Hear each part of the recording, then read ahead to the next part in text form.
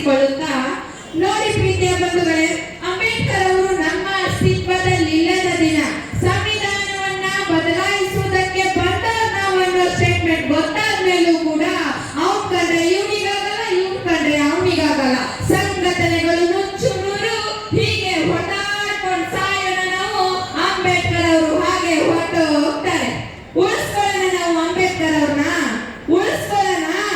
ಜಾತಿ ಭೇದ ಧರ್ಮಗಳನ್ನ ಮರೆತು ಈ ದೇಶದ ಪ್ರತಿಯೊಂದು ಸಮಸ್ಯೆ ಬಂದಾಗ ನಾವೆಲ್ಲರೂ ಒಟ್ಟಾಗಿ ಹೋಗದಿದ್ದರೆ ಈ ದೇಶದಲ್ಲಿ ಸಂವಿಧಾನ ಇದ್ದಷ್ಟು ದಿನ ಮಾತ್ರ ನಾವೆಲ್ಲರೂ ಸೇರಿರ್ತೀವಿ. ಅದಕ್ಕೆ ಅಂಬೇಡ್ಕರ್ ಅವರು ಹೇಳ್ತಾರೆ, ನಾನೇನಾದ್ರೂ ಮಾಡಬೇಕು ಈ ರಾಷ್ಟ್ರಕ್ಕೆ, ನನಗೆ ಅವಕಾಶ ಮಾಡಿಕೊಡಿ ಅಂತ ಕೇಳಿಕೊಂಡಾಗ ಈ ದೇಶದ ಜಾತಿ ವ್ಯವಸ್ಥೆ ಮೇಲೆ ನಂಬಿಕೆ ಇಟ್ಕೊಂಡಿರ್ತಕ್ಕಂಥ ಕೆಲವೊಂದಿಷ್ಟು ಜನ ಅಂಬೇಡ್ಕರ್ ಅವ್ರನ್ನ ಅವಮಾನಿಸ್ತಾರೆ, ಅಂಬೇಡ್ಕರ್ ಅವ್ರಿಗೆ ಶಿಕ್ಷೆ ಕೊಡ್ತಾರೆ, ಅಂಬೇಡ್ಕರ್ ಅವ್ರನ್ನ ಹಿಂಸಿಸ್ತಾರೆ. ಆದ್ರೆ ಅಂಬೇಡ್ಕರ್ ಅವರು ಅವುಗಳನ್ನೇ ಸವಾಲುಗಳನ್ನಾಗಿ ಸ್ವೀಕರಿಸಿ ಅವ್ರು ಓದ್ತಾರೆ. ಅವ್ರು ಓದು ಎಂತದ್ದಾಗಿತ್ತು ಅಂದ್ರೆ ಈ ಭಾರತ ದೇಶಕ್ಕೆ ಸಂವಿಧಾನ ಬರೆಯುವಂತದ್ದು. ಅವ್ರ ಶಿಕ್ಷಣ ಎಂತದ್ದಾಗಿತ್ತು ಅಂದ್ರೆ ಅವರು ತೀರಿಕೊಂಡಾಗ ಜಗತ್ತಿನ 193 ರಾಷ್ಟ್ರಗಳು ಅವರ ರಾಷ್ಟ್ರಧ್ವಜವನ್ನ ಕೆಳಗಿಳಿಸಿ ಅವ್ರಿಗೆ ಸಲಾಂ ಹೊಡಿತಾರೆ ಅಂದ್ರೆ ಆ ವ್ಯಕ್ತಿಯ ಶಿಕ್ಷಣದ ತಾಕತ್ತು ಎಂತದನ್ನೋದನ್ನ ನಾವೆಲ್ಲರೂ ಕೂಡ ಈ ಸಮಯದಲ್ಲಿ ಮನನ ಮಾಡ್ಕೊಳ್ಬೇಕಾಗಿದೆ. ನೋಡಿ ಪ್ರೀತಿಯ ಬಂಧುಗಳೇ, ಗುಡಿಯೊಂದನ್ನ ಕಟ್ಟಿಸಿದರೆ ಅಲ್ಲಿ 100 ಜನ ಭಿಕ್ಷುಕರು ಹುಟ್ಟುತ್ತಾರೆ. ಆದ್ರೆ ಒಂದು ಶಾಲೆಯನ್ನ ಕಟ್ಟಿಸಿದರೆ ಅಲ್ಲಿ 100 ಜನ ವಿದ್ವಾಂಸರು ಹುಟ್ಟುತ್ತಾರೆ ಅನ್ನೋ ಮಾತನ್ನ ನಿಜವಾಗ್ಲೂ ಅರ್ಥಪೂರ್ಣವಾದ ಮಾತನ್ನ ಅಂಬೇಡ್ಕರ್ ಹೇಳಿದ ಮಾತು ಅಂತ ಹೇಳ್ತಾ ಇದ್ದೇನೆ. ಯಾಕೆ ಅಂದ್ರೆ ನನಗನ್ಸುತ್ತೆ ಈ ದೇಶದೊಳಗಡೆ ಗುಡಿ, ಚರ್ಚು, ಮಸೀದಿ ಇವೆಲ್ಲವನ್ನ ಮೀರಿ ನಮ್ಗೆ ಅರ್ಥ ಆಗ್ಬೇಕಾಗಿರೋದೇನು ಅಂದ್ರೆ ಮನುಷ್ಯತ್ವದ ಮಂದಿರಗಳನ್ನ ಕಟ್ಟುವಂತೆ, ದೇವಾಲಯಗಳನ್ನ ಕಟ್ಟುವಂತೆ, ಚರ್ಚ್ಗಳನ್ನ ಕಟ್ಟುವಂತೆ, ಮಸೀದಿಗಳನ್ನ ಕಟ್ಟುವಂತೆ ಇವೆಲ್ಲವನ್ನ ಮೀರಿ ಪವಿತ್ರವಾದದ್ದು ಯಾವ್ದಾದ್ರು ಇದ್ರೆ ಅದು ಬಡ ಮಕ್ಕಳಿಗೆ ವಿದ್ಯೆ ಕಲಿಸುವಂತದ್ದು. ಯಾಕೆ ಅಂದ್ರೆ ಈ ದೇಶದ 24 ಲಕ್ಷ ಕೋಟಿ ಸಂಪತ್ತು ಬರೀ 63-64 ಜನ ಜೊತೆ ಇದೆ. ಹಾಗಾದ್ರೆ ಶ್ರೀಮಂತ ಒಬ್ಬನ ಕಾಯಿಲೆ ಬಂದ್ರೆ ಯಾವ ದೊಡ್ಡ ಆಸ್ಪತ್ರೆಗಳಿಗೆ ಹೋಗಿ ಟ್ರೀಟ್ಮೆಂಟ್ ಪಡ್ಕೋ ಶಕ್ತಿ ಇದೆ. ಅದೇ ಬಡವ ಒಬ್ಬನ ಕಿಡ್ನಿ ಹೋದ್ರೆ ಅವನಿಗೆ ಬದುಕೋ ಹಕ್ಕೇ ಇಲ್ಲ. ಸಂವಿಧಾನ ಹೇಳ್ತಾ ಇದೆ ನಾವೆಲ್ಲರೂ ಸಮಾನವಾಗಿ ಬದುಕೋ ಹಕ್ಕಿದೆ. ಆದ್ರೆ ಶ್ರೀಮಂತನಿಗೆ ಮಾತ್ರ ಆರೋಗ್ಯದ ಸೇವೆ ಸಿಗುತ್ತೆ. ಶ್ರೀಮಂತ ಮಕ್ಕಳಿಗೆ ಕೆಟ್ಟ ಕೆಟ್ಟ ಕಾಯಿಲೆಗಳು ಬಂದ್ರೆ ತಗೊಂಡು ಹೋಗಿ ದೊಡ್ಡ ದೊಡ್ಡ ಆಸ್ಪತ್ರೆಗಳಲ್ಲಿ ಟ್ರೀಟ್ಮೆಂಟ್ ಪಡ್ಕೋ ಶಕ್ತಿ ಇದೆ. ಅದೇ ಬಡವನ ಮಕ್ಕಳಿಗೆ ಕೆಟ್ಟ ಕೆಟ್ಟ ಕಾಯಿಲೆಗಳು ಬಂದ್ರೆ ಅವನಿಗೆ ಉಚಿತವಾಗಿ ಟ್ರೀಟ್ಮೆಂಟ್ ಕೊಡುವಂತ ಯಾವ ಆಸ್ಪತ್ರೆನೂ ಇಲ್ಲ. ಇದ್ರೂ ಸಹ ಅಲ್ಲಿ ಯಾವುದೇ ರೀತಿಯಲ್ಲಿ ಒಳ್ಳೆ ಟ್ರೀಟ್ಮೆಂಟ್ ಅನ್ನ ಕೊಡಲ್ಲ. ಇದು ಸರ್ಕಾರಿ ಹಾಸ್ಪಿಟಲ್ ನಲ್ಲಿ ನಡೆದಂತ ಘಟನೆ. ಹೀಗೆ ಕೂಲಿ ಮಾಡೋ ಹೆಂಗಸು ಆಕೆಯ ಮಗು ನೋವು ಅಂತ ನರಳ್ತಾ ಇದೆ ಅಂತೆ. ಆ ನೋವು ಹೋಗ್ಬೇಕು ಅಂದ್ರೆ ಒಂದು ಇಂಜೆಕ್ಷನ್ ಆಗುತ್ತಮ್ಮ, ಅದ್ರ ಬೆಲೆ 10,000 ಆಗುತ್ತೆ, ತರಿಸ್ಕೊಡು ಅಂತ ಡಾಕ್ಟರ್ ಕೇಳ್ತಾರಂತೆ. ಪಾಪ ಕೂಲಿ ಮಾಡೋ ಹೆಂಗಸು ಕಣ್ಣೀರಿಟ್ಟ ಹೇಳ್ತಾರಂತೆ, ದಿನಕ್ಕೂ ಕೂಲಿ ಮಾಡಿದ್ರೆ 300 ರೂಪಾಯಿ, ನಾನು 10,000 ಎಲ್ಲಿಂದ ತರ್ಲಿ ಸ್ವಾಮಿ ಅಂತ. ನೋಡಿ, ಸಂವಿಧಾನ ನಾವೆಲ್ಲರೂ ಸಮಾನರು ಅಂತ ಘೋಷಿಸಿದೆ, ಅದಕ್ಕೆ ಸಮಾನರು ಅಂತ ಘೋಷಿಸಿದೆ. ಬಟ್ ಆ ವ್ಯವಸ್ಥೆ ಇನ್ನೂ ನಮ್ಮನ್ನು ಸಮಾನರನ್ನಾಗಿ ಮಾಡಿಲ್ಲ. ಆ ವ್ಯವಸ್ಥೆ ಯಾವಾಗ ನಮ್ಮನ್ನ ಸಮಾನರನ್ನಾಗಿ ಮಾಡುತ್ತೆ ಅಂದ್ರೆ ಜನಜಾಗೃತರಾದಾಗ ಮಾತ್ರ ಆ ವ್ಯವಸ್ಥೆ ನಮ್ಮನ್ನ ಸಮಾನರನ್ನಾಗಿ ಮಾಡುತ್ತೆ. ಅರ್ಥ ಮಾಡ್ಕೊಳ್ಳಿ. ನಾನು ಯಾಕೆ ಈ ಮಾತನ್ನ ಹೇಳ್ತಾ ಇದ್ದೇನೆ ಅಂದ್ರೆ ಬಾಬಾ ಸಾಹೇಬ್ ಅಂಬೇಡ್ಕರ್ ಅವರು ಸುಮ್ಮನೆ ಇಷ್ಟು ದೊಡ್ಡ ಆನಂದವಾಗಿ ಬೆಳೆದಿಲ್ಲ. ಅಂಬೇಡ್ಕರ್ ಅಂದ್ರೆ ಕ್ರಾಂತಿ, ಅಂಬೇಡ್ಕರ್ ಅಂದ್ರೆ ಸುಧಾರಣೆ, ಅಂಬೇಡ್ಕರ್ ಅಂದ್ರೆ ಸಂಘಟನೆ, ಅಂಬೇಡ್ಕರ್ ಅಂದ್ರೆ ಸಂವಿಧಾನ, ಅಂಬೇಡ್ಕರ್ ಅಂದ್ರೆ ಧ್ವನಿ ಇಲ್ಲದವನಿಗೆ ಧ್ವನಿ. ಇಂತಹ ಅಂಬೇಡ್ಕರ್ನ ನಮ್ಮ ಭಾರತ ದೇಶ ಯಾವತ್ತಿಗೂ ಮರಿಬಾರದು. ಯಾಕೆ ಅಂದ್ರೆ ಈ ಸಮುದಾಯಕ್ಕೆ ಗೊತ್ತಿರಬೇಕು, ಯಾರೋ ಒಬ್ಬ ನಮಗೋಸ್ಕರ ಹಗಲು ರಾತ್ರಿ ದುಡಿತಾ ಇದ್ದಾನೆ ಅಂದ್ರೆ ಆ ಕಾರಣಕ್ಕೋಸ್ಕರ ನನಗೆ ಸುಖವಾಗಿದ್ದೇವೆ ಅನ್ನೋದನ್ನ ಸದಾ ನೆನಪಿನಲ್ಲಿ ಇಟ್ಕೊಳ್ಬೇಕು. ನೋಡಿ ಪ್ರೀತಿಯ ಬಂಧುಗಳೇ, ಬಹಳಷ್ಟು ಜನಕ್ಕೆ ಗೊತ್ತೇ ಇಲ್ಲ ಈ ದೇಶದೊಳಗಡೆ RBI ಸ್ಥಾಪನೆ ಆಗಬೇಕು ಅಂದ್ರೆ ಒಬ್ಬ ವ್ಯಕ್ತಿಯ ತಲೆ ಕೆಲಸ ಮಾಡಿದ್ದು. RBI ಸ್ಥಾಪನೆ ಮಾಡೋದರ ಹಿಂದೆ ಇದ್ದ ಒಂದು ಬ್ರೈನ್ ಯಾವುದು ಅಂದ್ರೆ RBI ಅಂದ್ರೆ reserve bank of India. Reserve bank of ಇಂಡಿಯಾದ ಹಿಂದೆ ಇದ್ದ ಒಂದು ವ್ಯಕ್ತಿ ಯಾರು ಅಂದ್ರೆ ಅದು ಕೂಡ ಬಾಬಾ ಸಾಹೇಬ್ ಅಂಬೇಡ್ಕರ್ ಅವರೇ. ಬಹಳಷ್ಟು ಜನಕ್ಕೆ ಗೊತ್ತೇ ಇಲ್ಲ, ಕೊಲಂಬಿಯಾ ಯೂನಿವರ್ಸಿಟಿ ಅಮೆರಿಕಾದ ಶ್ರೇಷ್ಠ ಯೂನಿವರ್ಸಿಟಿ, ಅದು ಜಗತ್ತಿನ ಶ್ರೇಷ್ಠ ಯೂನಿವರ್ಸಿಟಿ ಕೊಲಂಬಿಯಾ ಯೂನಿವರ್ಸಿಟಿ. ಆ ಯೂನಿವರ್ಸಿಟಿಯಲ್ಲಿ ತುಂಬಾ ಬುದ್ಧಿವಂತ ವಿದ್ಯಾರ್ಥಿಗಳನ್ನ 6 ಜನರನ್ನ ಪಟ್ಟಿ ಮಾಡಿದ್ರೆ ಆ 6 ಜನರಲ್ಲಿ ತುಂಬಾ ಬುದ್ಧಿವಂತ ನಂಬರ್ 1 ಸ್ಥಾನ ಯಾರಿಗೆ ಕೊಡಬೇಕು ಅಂದಾಗ ಅವ್ರು ಬರೆದ ಹೆಸರು ಯಾವ್ದಾಗಿತ್ತು ಅಂದ್ರೆ ಇಲ್ಲಿ ಕೂತಿರ್ತಕ್ಕಂಥ ಕೆಲವೊಂದಿಷ್ಟು ವಿದ್ಯಾರ್ಥಿಗಳೆಲ್ಲ ಕೇಳಿಸ್ಕೊಳ್ಳಿ, ಯಾರನ್ನ ನಾವು ಶಾಲೆಗೆ ಸೇರಿಸಬಾರ್ದು, ಆ ಶಾಲೆಯಲ್ಲಿ ಕೂತ್ಕೊಳ್ಳೋಕೆ ಅವನ ಅಯೋಗ್ಯ, ಆ ಶಾಲೆಯಲ್ಲಿ ಕೂತ್ಕೊಳ್ಳೋಕೆ ಅವನು ಕೀಳು ಜಾತಿಯವನು ಅಂತ ದೂರ ತಳ್ಳುವ ಆ ಹುಡುಗನ ಹೆಸರೇ ಬಾಬಾ ಸಾಹೇಬ್ ಅಂಬೇಡ್ಕರ್ ಅವರು. ಕೊಲಂಬಿಯಾ ಯೂನಿವರ್ಸಿಟಿ ಅತ್ಯಂತ ಪ್ರತಿಭಾನ್ವಿತ ವಿದ್ಯಾರ್ಥಿನಿ ಅಂತ ಆ ಯೂನಿವರ್ಸಿಟಿ ಘೋಷಿಸಿಕೊಳ್ಳುತ್ತೆ. ನೋಡಿ ಹೀಗೆ ಬಂಧುಗಳೇ, ನಾವು ಇಬ್ಬರು ವ್ಯಕ್ತಿಗಳನ್ನ ತಗೊಳ್ಬೇಕಾಗುತ್ತೆ. ಒಂದ್ ಕಡೆ ಗಾಂಧಿ, ಇನ್ನೊಂದ್ ಕಡೆ ಅಂಬೇಡ್ಕರ್. ಈ ಮಹಾಪುರುಷರು ಬಸವಣ್ಣನಂತ ಮಹಾಪುರುಷರು ಶರಣರ ಚಳವಳಿ ನಡೆದಂತ ಭೂಮಿ ಕಡೆಗೆ ಬಿಳಿ ಎಂದ ತಕ್ಷಣ ಸಾಕ್ಷಾತ್ ಬಿ.ಆರ್. ಅಂಬೇಡ್ಕರ್ ಅವರು ಈ ನೆಲದ ಕೋರ್ಟ್ನಲ್ಲಿ ನಿಂತು ವಾದ ಮಾಡಿದಂತ ನೆಲ. ಯಾಕೋ ಒಬ್ಬ ವಿಚಾರವಾದಿಗೆ ಹೃದಯದೊಳಗಡೆ ಸ್ವಲ್ಪವಾದರೂ ಭಾವನಾತ್ಮಕ ಇರುವಂತ ವ್ಯಕ್ತಿಗೆ ಒಂದು ಕ್ಷಣ ಮನಸ್ಸು ಬಿಡಕ್ಕಾಗುತ್ತೆ. ಯಾಕೆ ಅಂದ್ರೆ ಅಂಬೇಡ್ಕರ್ ಅಂದ್ರೆ ಕ್ರಾಂತಿ, ಅಂಬೇಡ್ಕರ್ ಅಂದ್ರೆ ಸುಧಾರಣೆ, ಅಂಬೇಡ್ಕರ್ ಅಂದ್ರೆ ಧ್ವನಿಲ್ಲದವರಿಗೆ ಧ್ವನಿ, ಅಂಬೇಡ್ಕರ್ ಅಂದ್ರೆ ಈ ನಾಡಿನೊಳಗಡೆ ಒಂದು ರೀತಿಯ ಬೆಳಕು, ಅಂಬೇಡ್ಕರ್ ಅಂದ್ರೆ ಜ್ಞಾನ, ಅಂಬೇಡ್ಕರ್ ಅಂದ್ರೆ ಚರಿತ್ರೆ, ಅಂಬೇಡ್ಕರ್ ಅಂದ್ರೆ ಪಾಠ, ಅಂಬೇಡ್ಕರ್ ಅಂದ್ರೆ ಈ ದೇಶದ ಪ್ರತಿಯೊಬ್ಬರಿಗೂ ಹಕ್ಕನ್ನು ನೆನಪು ಮಾಡಿಕೊಡ್ತಕ್ಕಂಥ ಒಬ್ಬ ಮಹಾನಾಯಕರ ಹೆಸರು. ಹೀಗಾಗಿ ಇಡೀ ಭಾರತ ದೇಶ ಅಂಬೇಡ್ಕರ್ ಅವರನ್ನ ಯಾವತ್ತಿಗೂ ಮರೆಯೋದಕ್ಕೆ ಸಾಧ್ಯನೇ ಇಲ್ಲ. ನೋಡಿ ಪ್ರೀತಿಯ ಬಂಧುಗಳೇ, ಭಾರತದಲ್ಲಿ ಬಹಳಷ್ಟು ಜನ ರಾಜರು ಆಗಿ ಹೋಗಿದ್ದಾರೆ, ಕವಿ ಪುಂಗರವಾಗಿ ಹೋಗಿದ್ದಾರೆ, ಚಕ್ರವರ್ತಿಗಳು ಆಗಿ ಹೋಗಿದ್ದಾರೆ. ಈ ದೇಶ ರಾಜ ಮಹಾರಾಜರನ್ನ ಒಂದು ದಿವಸ ಮತ್ತೆ ಹೋಗುತ್ತೆ. ಸ್ವಾತಂತ್ರ್ಯ ಬರೋ ಕಾಲಕ್ಕೆ ಈ ದೇಶದಲ್ಲಿ 530ಕ್ಕಿಂತ ಜಾಸ್ತಿ ರಾಜರ ಸಂಸ್ಥಾನಗಳಿತ್ತು. ಯಾಕಾದ್ರೂ ನೆನಪಿದ್ದಾವ ನಮ್ಮ ರಾಜರ ಹೆಸರುಗಳು? ಇಲ್ಲ. ಮನುಷ್ಯನನ್ನೇ ಮರ್ತು ಹೋಗ್ತಿದ್ದಾನೆ. ರಾಜರ ಹೆಸರುಗಳು ಸುಲಭ, ಎಲ್ಲವನ್ನ ಮರ್ತು ಹೋಗಿದ್ದೀವಿ. ಈ ದೇಶ ರಾಜ ಮಹಾರಾಜರನ್ನ ಒಂದು ದಿವಸ ಮರ್ತು ಹೋಗುತ್ತೆ, ಕವಿ ಪುಂಗರನ್ನ ಈ ದೇಶ ಮರ್ತು ಹೋಗುತ್ತೆ, ಸಂತರು ಮಹಾತ್ಮರು ಋಷಿಗಳನ್ನ ಈ ದೇಶ ಮರ್ತು ಹೋಗುತ್ತೆ. ಎಲ್ಲಿಯವರೆಗೆ ಒಬ್ಬ ಕಟ್ಟ ಕಡೆಯ ಕಮಲಿಗಳಿದ್ದಾನೆ ಅಲ್ಲಿವರೆಗೂ ಬಾಬಾ ಸಾಹೇಬ್ ಅಂಬೇಡ್ಕರ್ ಭಾರತ ದೇಶ ಮರೆಯೋದಕ್ಕೆ ಸಾಧ್ಯನೇ ಇಲ್ಲ. ನೋಡಿ ಪ್ರೀತಿಯ ಬಂಧುಗಳೇ, ಅಂಬೇಡ್ಕರ್ ಅವರು ಒಂದು ಸುಂದರ ಮಾತು ಹೇಳ್ತಾರೆ.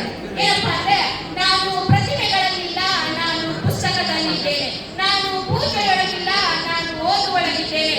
ಓದೆಲ್ಲ ದಲಿತ ಬಂಧುಗಳೇ, ಪುಸ್ತಕವನ್ನ ತೆರೆದು ನೋಡಿ ನಾನು ನಿಮ್ಮೊಳಗೆ ಬರುತ್ತೇನೆ, ಪುಸ್ತಕವನ್ನ ತೆರೆದು ನೋಡಿ ನಾನು ನಿಮ್ಮೊಳಗೆ ಬರುತ್ತೇನೆ ಅಂತಕ್ಕಂಥ ಮಾತನ್ನ ಅಂಬೇಡ್ಕರ್ ಹೇಳಿದ ಮಾತನ್ನ ಈ ದೇಶದ ಯುವಕರು ಮರಿಬಾರದು. ಯಾಕಾಗಿ ಮರಿಬಾರದು ಅಂದ್ರೆ, ಅಂಬೇಡ್ಕರ್ ಹೇಳಿದಂತ ಮಾತನ್ನ ನೆನಪಿಸಿಕೊಂಡು ಹೇಳಿದಂತ ಮಾತು. ಅಂಬೇಡ್ಕರ್ ಅಂದ್ರೆ ಕೇವಲ ದಲಿತರಿಗೆ ಮಾತ್ರ ಅಂಬೇಡ್ಕರ್ ಅಲ್ಲ. ಪ್ರೀತಿಯ ಬಂಧುಗಳೇ, ನಾನು ಹೇಳ್ತೀನಿ, ಅಂಬೇಡ್ಕರ್ ಅಂದ್ರೆ ಅದು ಕೇವಲ ದಲಿತರು ಮಾತ್ರ ಅಲ್ಲ. ಯಾಕೆ ಅಂದ್ರೆ ಈ ದೇಶದ ಪ್ರತಿಯೊಬ್ಬ ಹೆಣ್ಣು ಮಗಳು ಕೂಡ ಒಂದು ಕಾಲದಲ್ಲಿ ಶೋಷಣೆಗೆ ಒಳಗಾಗಿದ್ದವಳೆ. ಮೇಲ್ಜಾತಿ ಹೆಣ್ಣು ಮಗಳು ಕೂಡ ಯಾವತ್ತೋ ಈ ತರ ಒಂದು ಸಭೆಯಲ್ಲಿ ಇಲ್ಲಿ ಗಂಡಸರಿಗೆ ಸಮನಾಗಿ ಒಬ್ಬರು ಹೆಣ್ಣು ಕೂತಿದ್ದಾರೆ ಅಂದ್ರೆ ಆ ಹೆಣ್ಣಿಗೆ ಸಮಾನತೆ ಹಕ್ಕನ್ನು ಕೊಟ್ಟಿರ್ತಕ್ಕಂಥವರಾಗಿರುತ್ತೆ ಅದು ಅಂಬೇಡ್ಕರ್. ನೋಡಿ ಪ್ರೀತಿಯ ಬಂಧುಗಳೇ, ಸ್ವಾತಂತ್ರ್ಯ ಪೂರ್ವದಲ್ಲಿ ಭಾರತ ಹೆಣ್ಣಿತ್ತು ಅಂದ್ರೆ ಬಾಬಾ ಸಾಹೇಬ್ ಅಂಬೇಡ್ಕರ್ ಅವರು ಸಂವಿಧಾನ ಬರೆಯೋದಕ್ಕಿಂತ ಮುಂಚೆ ಒಬ್ಬರು ಹೆಣ್ಣು ಮಗಳು ಈ ದೇಶದ ಒಬ್ಬ ಚಪ್ಪಲಿ ಹೊಲಿಯುವವನ ಹೆಂಡತಿ ಗರ್ಭಿಣಿ ಅಂದ್ರೆ ಆಕೆಯ ಕನಸು ಎಂತಾಗಿತ್ತು ಅಂದ್ರೆ ಸುಡು ಬಿಸಿಲಲ್ಲಿ ಕುಳಿತುಕೊಂಡು ತನ್ನ ಗರ್ಭ ಮುಟ್ಕೊಂಡು ಕಷ್ಟ ಆಗ್ತಿದ್ದಂತೆ. ಗಂಡು ಮಗು ಆದ್ರೆ ತನ್ನ ಗರ್ಭ ಮುಟ್ಕೊಂಡು ಹೇಳ್ತಾಳಂತೆ, ಮಗ ಇವತ್ತು ನಿಮ್ಮಪ್ಪ ಸುಡು ಬಿಸಿಲಲ್ಲಿ ಕುಳಿತುಕೊಂಡು ಚಪ್ಪಲಿ ಹೊಲಿತಿದ್ದಾನೋ, ಕಡೆ ಪಕ್ಷ ನೀನಾದ್ರೂ ದೊಡ್ಡವನಾದ್ರೆ ಒಂದು ಜೋಪಡಿ ಹಾಕೊಂಡು ಆ ಜೋಪಡಿ ಕೆಳಗೆ ಕುತ್ಕೊಂಡು ಚಪ್ಪಲಿ ಹೊಲಿಯುವಷ್ಟು ದೊಡ್ಡವನಾಗೋ, ಇದೇ ನನ್ನ ಕನಸು. ಇಷ್ಟೇ ಇತ್ತು. ಸಂವಿಧಾನ ಬರುವುದಕ್ಕಿಂತ ಮುಂಚೆ ಇದಕ್ಕಿಂತ ಜಾಸ್ತಿ ಯಾವ ಕನಸು ಇಲ್ಲ. ಒಬ್ಬ ಕುರಿ ಕಾಯುವವನ ಹೆಂಡತಿ ಗರ್ಭಿಣಿ ಆದ್ರೆ ಆಕೆಯ ಕನಸು ಎಂತದ್ದಾಗಿತ್ತು ಅಂದ್ರೆ ಆಕೆ ಸುಡು ಬಿಸಿಲಲ್ಲೇ ಕುತ್ಕೊಂಡು ಕನಸು ಹಾಕಿದ್ದಂತೆ, ಮಗ ಇವತ್ತು ನಿಮ್ಮಪ್ಪ 100 ಕುರಿ ಕಾಯ್ದಂತನೋ, ಕಡೆ ಪಕ್ಷ ನೀನಾದ್ರೂ ದೊಡ್ಡವನಾದ್ಮೇಲೆ 200 ಕುರಿ ಕಾಯೋ, ಇದೇ ನನ್ನ ಕನಸು. ಇಷ್ಟೇ ಅವರ ಕನಸು. ಚಪ್ಪಲಿ ಹೊಲಿಯುವವನ ಕನಸು, ಕುಂಬಾರನ ಕನಸು, ಕುರಿಗಾರನ ಕನಸು, ಕೂಲಿಗಾರನ ಕನಸು ಇಷ್ಟೇ ಇತ್ತು. ಈ ದೇಶಕ್ಕೆ ಸಂವಿಧಾನ ಬರೋದಕ್ಕಿಂತ ಮುಂಚೆ ಇದಕ್ಕಿಂತ ಜಾಸ್ತಿ ಯಾವ ಕನಸು ಇರಲಿಲ್ಲ.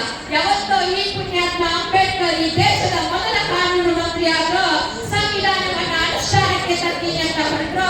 ಸಂವಿಧಾನ ಬಂದ ನಂತರ ಚಮ್ಮಾರನ ಹೆಂಡತಿಯ ಕನಸು, ಕುಂಬಾರನ ಹೆಂಡತಿಯ ಕನಸು, ಕುರಿಗಾರನ ಹೆಂಡತಿಯ ಕನಸು, ಈಗೆಲ್ಲ ಕೆಳವರ್ಗದವರ ಕನಸು ಏನಾಯ್ತು ಅಂದ್ರೆ ಆ ತಾಯಿ ಮತ್ತೆ ತನ್ನ ಗರ್ಭ ಮುಟ್ಕೊಂಡು ಹೇಳ್ತಾರಂತೆ, ಮಗ ಅಪ್ಪ ಚಪ್ಪಲಿ ಹೊಲಿತಂತನೋ, ಮಗ ಅಪ್ಪ ಕುರಿ ಮೇಯ್ಸಾಕ್ತನೋ, ಮಗ ಅಪ್ಪ ಬಡ್ಗಿ ಕೆಲಸ ಮಾಡ್ತಂತನೋ, ಮಗ ಅಪ್ಪ ಕಬ್ಬಾಟಿ ಕೆಲಸ ಮಾಡ್ತಂತನೋ, ಆದ್ರೆ ನೀನ್ ಮಾತ್ರ ಅಷ್ಟಕ್ಕೆ ಸೀಮಿತ ಆಗ್ಬೇಡ.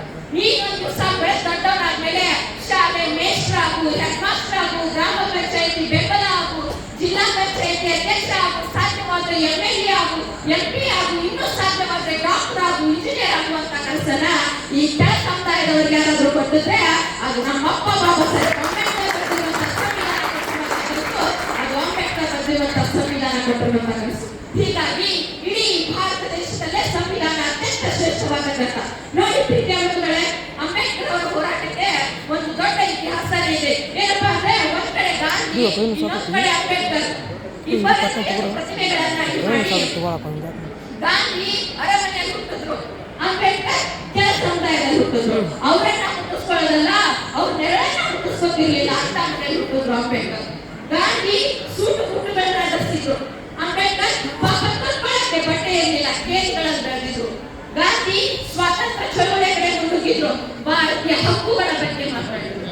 ಅಂಬೇಡ್ಕರ್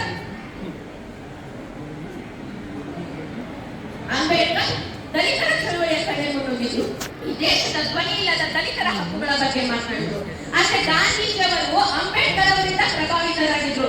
ಎಂತಹ ಪ್ರಭಾವ ಅಂಬೇಡ್ಕರ್ ಅವರು ಗಾಂಧಿ ಮೇಲೆ ಅಂದ್ರೆ, ಸ್ವಾತಂತ್ರ್ಯ ಚಳವಳಿಯ ಬಗ್ಗೆ ಮಾತನಾಡ್ತಿದ್ದ ಗಾಂಧಿ ಹೇಳ್ತಾರೆ, ಈ ದೇಶದ ದಲಿತರ ಮುಕ್ತಿಯು ನನಗೆ ಮುಖ್ಯವಾದದ್ದು, ಅದಾಗ್ಲೇಬೇಕು, ಅದಾಗದೆ ಹೋಯ್ತು ಅಂದ್ರೆ ನನ್ನ ಸ್ವಾತಂತ್ರ್ಯ ಪೂರ್ಣ ಆಗುತ್ತೆ. ಇದನ್ನ ಗಾಂಧಿಗೆ ಮನವರಿಕೆ ಮಾಡಿಕೊಟ್ಟಂತವರು ಅಂಬೇಡ್ಕರ್. ಗಾಂಧೀಜಿಯವರು ಉಪ್ಪಿನ ಸತ್ಯಾಗ್ರಹ ಮಾಡಿದ್ರು. ಈ ದೇಶದ ಯಾವ ಒಬ್ಬ ದಲಿತರು ಮರಿಬಾರ್ದು, ಅಂಬೇಡ್ಕರ್ ಮಹಾನ್ ಸತ್ಯಾಗ್ರಹ ಮಾಡಿದ್ರು. ಉಪ್ಪಿನ ಸತ್ಯಾಗ್ರಹಕ್ಕೆ ಹೊರಟಂತ ಗಾಂಧಿ ಹೋಗ್ಬೇಕಾದ್ರೆ ಆ ಉಪ್ಪಿನ ಸಮುದ್ರದಲ್ಲಿ ಗಾಂಧಿ ಹೇಳ್ತಾರೆ, ಬ್ರಿಟಿಷರು ಬಡವ ತಿನ್ನೋ ಉಪ್ಪಿಗೆ ಟ್ಯಾಕ್ಸ್ ಹಾಕಿ, ಈ ಉಪ್ಪು ನಂದು. ಅವ್ರು ಹೇಳ್ತಾರೆ, ಪ್ರಕೃತಿ ಎಲ್ಲರಿಗೂ ಸಮಾನ ಕೊಟ್ಟಿದೆ, ಈ ದೇಶದ ಒಬ್ಬ ಬಡವ ತಿನ್ನೋ ಉಪ್ಪಿನ ಮೇಲೆ ಯಾವುದೋ ಒಬ್ಬ ವಿದೇಶ ಟ್ಯಾಕ್ಸ್ ಹಾಕೋದನ್ನ ನಾನೊಪ್ಪಲ್ಲ ಅಂತ ಹೇಳಿ ಪ್ರತಿಭಟಿಸಿ ಗಾಂಧಿ ದಾರಿಯವರೆಗೂ 100 ಕಿಲೋಮೀಟರ್ ನಡ್ಕೊಂಡು ಹೋಗಿ ಸುಮಾರು 70,000ಕ್ಕಿಂತ ಜಾಸ್ತಿ ಜನ ಅವತ್ತು ಆ ಸಮುದ್ರದಲ್ಲಿ ನಿಂತಿದ್ರು. ಆ ಎಲ್ಲ ಜನರ ಮಧ್ಯ ಗಾಂಧೀಜಿಯವರು ಸಮುದ್ರದ ನಡುವೆ ಹೋಗಿ ಬಗ್ಗೆ ಒಂದು ಹಿಡಿ ಉಪ್ಪನ್ನ ಎತ್ತರಕ್ಕೆ ಎತ್ತಿ ಈ ಹಕ್ಕು ನಂದು ಅಂತ ಹೇಳಿದ್ರು. ಇನ್ನೊಂದು ಕಡೆ ಅಂಬೇಡ್ಕರ್ ಮಹಾನ್ ಸತ್ಯಾಗ್ರಹ ಆಗೋ ಸಂದರ್ಭದಲ್ಲಿ ದಲಿತ ಯುವಕರನ್ನ ತನ್ನ ಜೊತೆ ಕೂಡಿಸಿಕೊಂಡು, ಬಾವಿ ನೀರು ಮುಟ್ಟೋ ಹಾಗಿಲ್ಲ, ಬಾವಿಯ ಪವಿತ್ರ ಆಗುತ್ತೆ, ಕೆರೆ ನೀರು ಮುಟ್ಟೋ ಹಾಗಿಲ್ಲ, ಕೆರೆಯ ಪವಿತ್ರ ಆಗುತ್ತೆ, ನದಿ ನೀರು ಮುಟ್ಟೋ ಹಾಗಿಲ್ಲ, ನದಿಯ ಪವಿತ್ರ ಆಗುತ್ತೆ ಅಂದಾಗ ಈ ಮಹಾಂಡ ಕೆರೆಗೆ ನಿಂತಿದ್ರು. ಅವ್ರು ಹೇಳ್ತಾರೆ, ಪ್ರಕೃತಿ ಎಲ್ಲರಿಗೂ ಸಮಾನ ಕೊಟ್ಟಿದೆ, ಈ ಕೆರೆಯೊಳಗಡೆ ನಾಯಿ ನೀರು ಕುಡಿಯುತ್ತೆ, ಆ ನಾಯಿ ನೀರು ಕುಡಿದಾಗ ಆ ಕೆರೆ ಪವಿತ್ರ ಆಗಲಿಲ್ಲ. ಎಮ್ಮೆ ಬಿದ್ದು ನರಳಾಡುತ್ತೆ, ಆ ಎಮ್ಮೆ ಬಿದ್ದು ನರಳಾಡಿದಾಗ ಆ ಕೆರೆ ಪವಿತ್ರ ಆಗಲಿಲ್ಲ. ಕಾಗೆ ನೀರು ಕುಡಿಯುತ್ತೆ, ಗೂಬೆ ನೀರು ಕುಡಿಯುತ್ತೆ, ಎಲ್ಲವೂ ಕುಡಿಯುತ್ತೆ, ಆದ್ರೆ ಅವಾಗ ಆ ಕೆರೆ ಪವಿತ್ರ ಆಗಲಿಲ್ಲ. ನನ್ನ ಜನ ನೀರು ಕುಡಿದ್ರೆ ಆ ಕೆರೆ ಪವಿತ್ರ ಆಗುತ್ತಾ? ಅಂಬೇಡ್ಕರ್ ಅವರು ಕಣ್ಣೀರು ತುಂಬಿಸ್ಕೊಂಡು ಹೇಳಿದ್ರು, ನಾನು ಈ ನೀರನ್ನ ಕುಡಿತೀನಿ, ನನ್ನ ಜೊತೆ ನನ್ನ ಎಲ್ಲ ಸ್ನೇಹಿತರು ಬಂದು ಈ ನೀರನ್ನ ಕುಡಿತಾರೆ ಅಂತ ಹೇಳಿ ಅವರೆಲ್ಲರ ಜೊತೆಗೆ ಹೋಗಿ ಮಹಾಟಿನಲ್ಲಿ ಅಂಬೇಡ್ಕರ್ ಅವರು ಹೇಗೆ ಗಾಂಧಿ ಉಪ್ಪಿನ ಸಮುದ್ರದಲ್ಲಿ ಒಂದು ಹಿಡಿ ಉಪ್ಪನ್ನ ಎತ್ತರಕ್ಕೆ ಎತ್ತಿದ್ರು, ಅದೇ ರೀತಿಯಲ್ಲಿ ಅಂಬೇಡ್ಕರ್ ಅವರು ತಮ್ಮ ಬೊಗಸೆಯಿಂದ ಒಂದು ಬೊಗಸೆ ನೀರನ್ನು ಮೇಲಕ್ಕೆತ್ತಿ ಕುಡಿದ್ರು. ಅದರ ಮೂಲಕ ಇಡೀ ದೇಶಕ್ಕೆ ಜಗತ್ತಿಗೆ ಸಂದೇಶವನ್ನ ಸಾರಿದ್ರು. ಅಸಮಾನತೆಯನ್ನ ಅಧಿಕರಿಸಿ ಅಸಮಾನತೆಯ ವಿರುದ್ಧ ನಾವು ಹೋರಾಡ್ತೀವಿ ಅನ್ನುವಂತ ಮಾತನ್ನ ಅವತ್ತು ಅಂಬೇಡ್ಕರ್ ಅವರು ಬಳಸಿದ್ರು. ಭಾರತ ಇದನ್ನ ಮರೆತ್ರೆ ಸ್ವಾತಂತ್ರ್ಯ ಚಳವಳಿಯನ್ನ ನಾವು ಎಷ್ಟು ಚೆನ್ನಾಗಿ ಆಚರಿಸ್ತೀವೋ ಈ ಮಹಾನ್ ಚಳವಳಿಯನ್ನ ಕೂಡ ಅಷ್ಟೇ ಚೆನ್ನಾಗಿ ಆಚರಿಸಬೇಕು. ಪ್ರತಿಯೊಬ್ಬ ಭಾರತೀಯನ ಆಚರಿಸಬೇಕು. ಯಾಕೆ ಭಾರತದ ಸಂವಿಧಾನ ತುಂಬಾ ಶ್ರೇಷ್ಠ ಅಂದ್ರೆ, ಎಲ್ಲಾ ದೇಶಗಳಿಗೂ ಸಂವಿಧಾನ ಇದೆ, ಎಲ್ಲಾ ದೇಶದಲ್ಲೂ ಬದುಕೋ ಹಕ್ಕನ್ನ ಘೋಷಿಸಿದೆ. ಆದ್ರೆ ನಮ್ಮ ಭಾರತದ ಸಂವಿಧಾನದ ವಿಶೇಷತೆ ಏನು ಅಂದ್ರೆ, ಅಂಬೇಡ್ಕರ್ ಮಾತ್ರ ಹೇಳ್ತಾರೆ, ಗೌರವದಿಂದ ಬದುಕೋದು ನನ್ನ ಹಕ್ಕು ಅಂತ ಹೇಳಿದ ಜಗತ್ತಿನ ಏಕೈಕ ಸಂವಿಧಾನ ಯಾವ್ದಾದ್ರು ಇದ್ರೆ ಅದು ನಮ್ಮ ಅಪ್ಪ ಬಾಬಾ ಸಾಹೇಬ್ ಅಂಬೇಡ್ಕರ್ ಬರೆದಿರುವಂತಹ ಸಂವಿಧಾನ ಅನ್ನೋದನ್ನ ಈ ದೇಶ ಯಾವತ್ತಿಗೂ ಮರೆಯೋದಕ್ಕೆ ಸಾಧ್ಯನೇ ಇಲ್ಲ. ನೋಡಿ ಪ್ರೀತಿಯ ಬಂಧುಗಳೇ, ಈ ಮಹಾನ್ ಸತ್ಯಾಗ್ರಹವನ್ನ ಓದ್ಬೇಕಾದ್ರೆ ನನಗೆ ಕಣ್ಣೀರು ಬಂತು. ಯಾಕೆ ಕಣ್ಣೀರು ಬಂತು ಅಂದ್ರೆ, ಅಂಬೇಡ್ಕರ್ ಅವರು ಈ ಸತ್ಯಾಗ್ರಹಕ್ಕೆ ಹೋಗೋಕ್ಕೂ ಮುಂಚೆ ಕಣ್ಣೀರು ಹಾಕಿದ್ರು. 58,000 ಪುಸ್ತಕವನ್ನ ಓದಿರ್ತಕ್ಕಂಥ ಜಗತ್ತಿನ ಏಕೈಕ ನಾಯಕ ನಮ್ಮ ಅಪ್ಪ ಬಾಬಾ ಸಾಹೇಬ್ ಅಂಬೇಡ್ಕರ್. ಮತ್ಯಾರು ಆಗಲಿಲ್ಲ. ಡಾಂಟೆ ಹುಟ್ಟಿದ್ದ, ಪೆಟ್ರಾಕ್ ಹುಟ್ಟಿದ್ದ, ಕಾರ್ಲ್ ಮಾರ್ಕ್ಸ್ ಹುಟ್ಟಿದ್ದ, ಹೆರೋಡೋಟಸ್ ಹುಟ್ಟಿದ್ದ, ಇಂತಹ 1,20,000 ನಾಯಕರು ಹುಟ್ಕೊಂಡ್ರು ಕೂಡ 58,000 ಪುಸ್ತಕವನ್ನ ಓದಲಿಕ್ಕೆ ಯಾರ ಕೈಯಿಂದಲೂ ಸಾಧ್ಯವಾಗಲಿಲ್ಲ. ಅದನ್ನ ಓದಿರ್ತಕ್ಕಂಥ ಮತ್ತು ಅದನ್ನ ಸ್ಟೂಡೆಂಟ್ ಇಟ್ಕೊಂಡಿರ್ತಕ್ಕಂಥ ಜಗತ್ತಿನ ಏಕೈಕ ನಾಯಕ ನಮ್ಮ ಅಪ್ಪ ಬಾಬಾ ಸಾಹೇಬ್ ಅಂಬೇಡ್ಕರ್. ಅಂಬೇಡ್ಕರ್ ಅವರು ತಮ್ಮಿಬ್ಬರು ಮಕ್ಕಳನ್ನ ಕಳ್ಕೊಂಡ್ರು.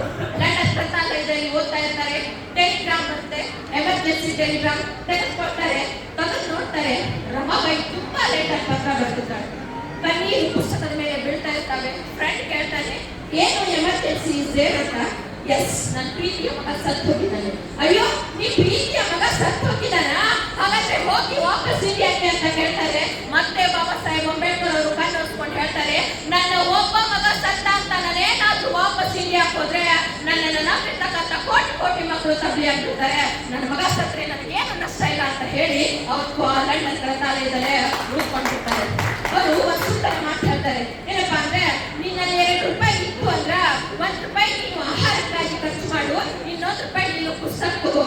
ಯಾಕಂದ್ರ ₹1 ಕೊಟ್ಟು ಖರೀದಿಸಿದ ಆಹಾರ ನಿನ್ನನ್ನು ಬದುಕಿಸ್ತೇನೆ, ₹2 ಕೊಟ್ಟು ಖರೀದಿಸಿದ ಪುಸ್ತಕ ಸಮಾಜದಲ್ಲಿ ಹೆಂಗ ಬದುಕಬೇಕು ಅನ್ನೋದು ಕಲಿಸ್ತೇನೆ. ಅದಕ್ಕೆ ನಾವು ಸಮಾಜದಲ್ಲಿ ಹೆಂಗ ಬದುಕಬೇಕು ಅಂದ್ರೆ, ಹುಟ್ಟಿದ್ರೆ ತಾಯಿ ಸಂತೋಷ ಪಡುವಂತಿರ್ಬೇಕು, ಬೆಳೆದ್ರೆ ತಂದೆ ಆನಂದಿಸುವಂತಿರ್ಬೇಕು, ಬಾಳಿದ್ರೆ ಸಮಾಜ ಸಂಭವಿಸುವಂತಿರ್ಬೇಕು, ಕೊನೆಗೊಂದು ದಿನ ಸತ್ತರೆ ಆ ಸ್ಮಶಾನ ಕೂಡ ನಮ್ಮನ್ನು ಪನ್ನೀರುವಂತಿರ್ಬೇಕು. ಬದುಕಿದ್ರೆ ಅಂತ ಅದು ಈ ಜಗತ್ತನ್ನ ಒಂದು ಸೈಡಿಗೆ ಇಡೋಣ. ಯಾಕೆಂದ್ರೆ ಈ ಜಗತ್ತು ನಮ್ಮನ್ನ ನೋಡಿ ನಗ್ಬೋದು, ನಮ್ಮ ವ್ಯಕ್ತಿತ್ವವನ್ನ ಈ ಜಗತ್ತು ನಮ್ಮ ನಂಬಿಲ್ಲ ಅಂದ್ರೂ ಪರವಾಗಿಲ್ಲ, ಆದ್ರೆ ಮೊದಲು ನಮ್ಮನ್ನ ನಾವು ನಂಬಲ್ಲ ಅಂತ ಹೇಳ್ತಾ ಇಲ್ಲಿಯವರೆಗೆ ನನಗೆ ಮಾತನಾಡಲು ಅವಕಾಶ ಕೊಟ್ಟಿರ್ತಕ್ಕಂಥ ತಮ್ಮೆಲ್ಲರಿಗೂ ಕೂಡ ಧನ್ಯವಾದ.